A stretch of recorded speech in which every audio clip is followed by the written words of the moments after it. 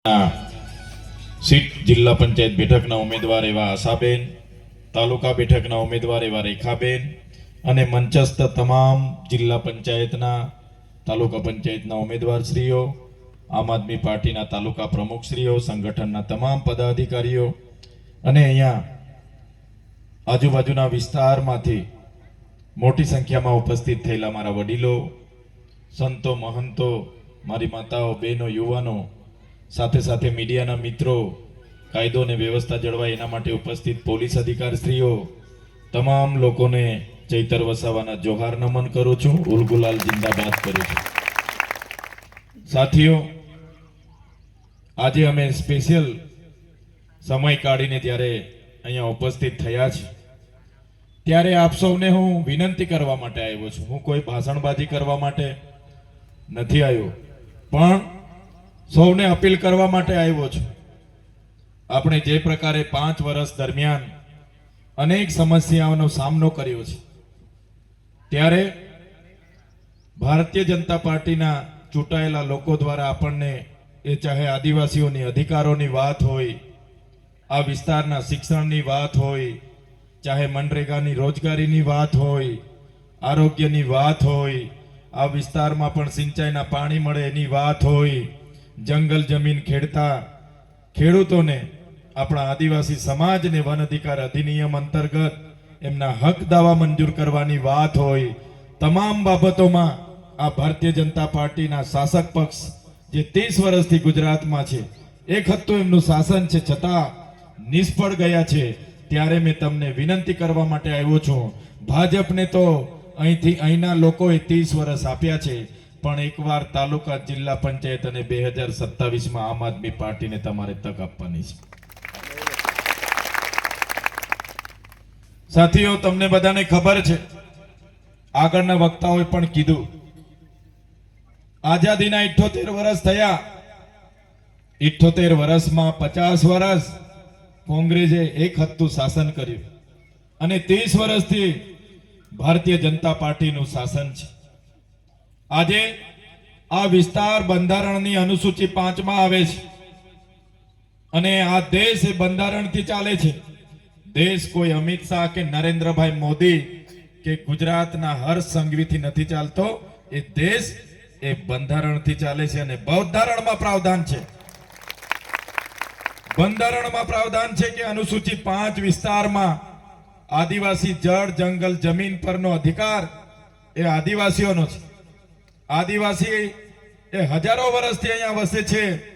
દેશની આઝાદીમાં આદિવાસીઓના જે લડવૈયા હતા એમનું યોગદાન રહ્યું છે. રૂપસિંહ નાયક હોય, ગલેલિયા નાયક હોય, જોરિયા પરમેશ્વર હોય, એમની ક્રાંતિ આ વિસ્તારમાં આવી હતી કે આ વિસ્તારમાં અંગ્રેજોને પણ ભીલ બ્લટાનિયન બનાવવું પડ્યું. છતાં પણ આપણા યોદ્ધાઓ ઝૂક્યા નહીં અને 1838 થી 1868 સુધી લડ્યા. ફાંસીના માચડે એમને ચડાવવામાં આવ્યા. ત્યારે હું તમને કહેવા માટે આવ્યો છું, આવું ઢીલું ઢીલું નહીં ચાલશે. એ આપણા પૂર્વજો અંગ્રેજો માટે લડ્યા. એ જ પ્રકારે આજે ભાજપ પણ અંગ્રેજોની નીતિ પર આગળ વધી રહી છે. ભારતીય જનતા પાર્ટી કોઈ સેવા માટેની પાર્ટી નથી. 10,000 કરોડનું ફંડ ભેગું કર્યું છે. એટલા માટે હું તમને કહેવા માંગુ છું, Bharatiya Janata party East India કંપનીની રાહે ચાલે છે, અંગ્રેજોની રાહે ચાલે છે.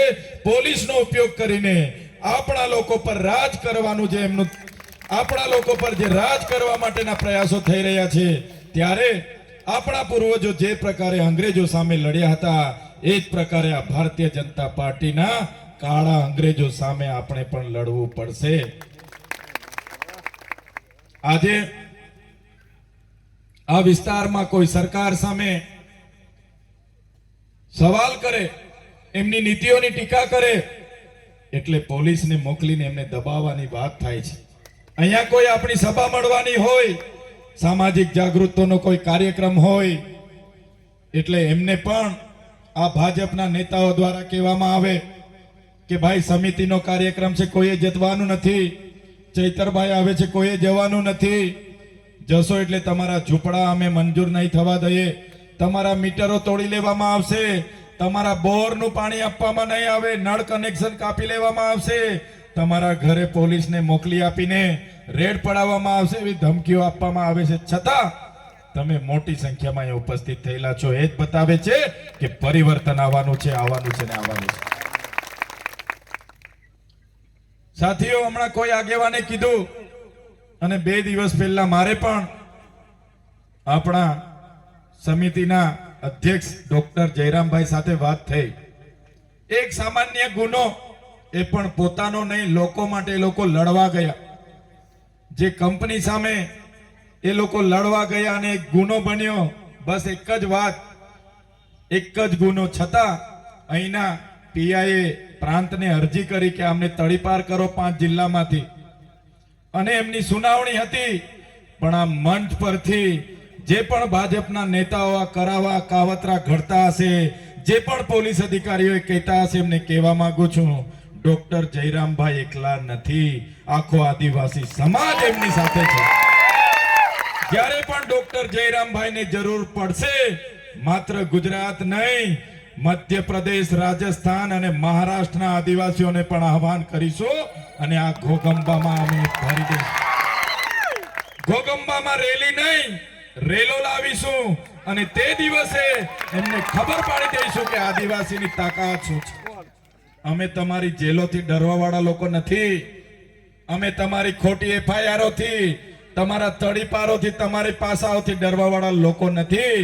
મારે પોલીસ અધિકારીઓને પણ વિનંતી છે, તમે એવા ભાજપના લોકોના હાથાઓ બનવાનું બંધ કરો.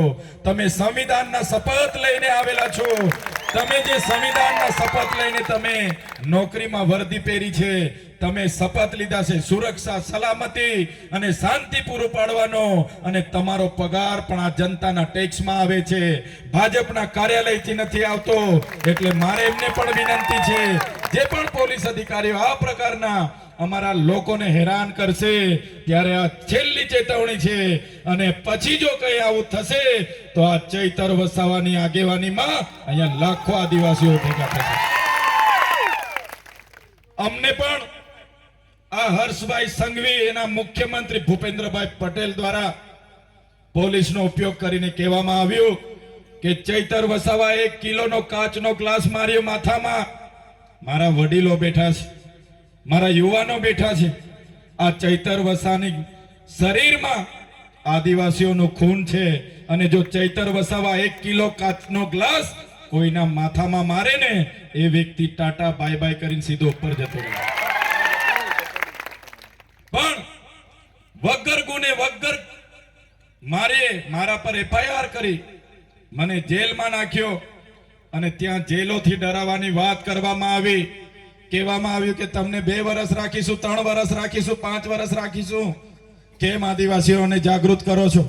કેમ અધિકારોની વાત કરો છો? કેમ આ સરકાર સામે આંદોલન કરો છો? ત્યારે જેલમાં હતા ત્યારે પણ એ ભાજપના નેતાઓને, એમના પોલીસ અધિકારીઓને કીધું હતું, અમારા રૂપસિંહ નાયક હોય, અમારા પૂર્વજ ભગવાન બિરસા મુંડા હોય, અમારા અધિકારો માટે લડતા લડતા ફાંસીના માંચડે અને જેલમાં શહીદ થયા છે. આ ચૈતર વસાવાએ પણ આદિવાસીના અધિકારો માટે શહીદ થવું પડશે, તેની પણ તૈયારી છે. પણ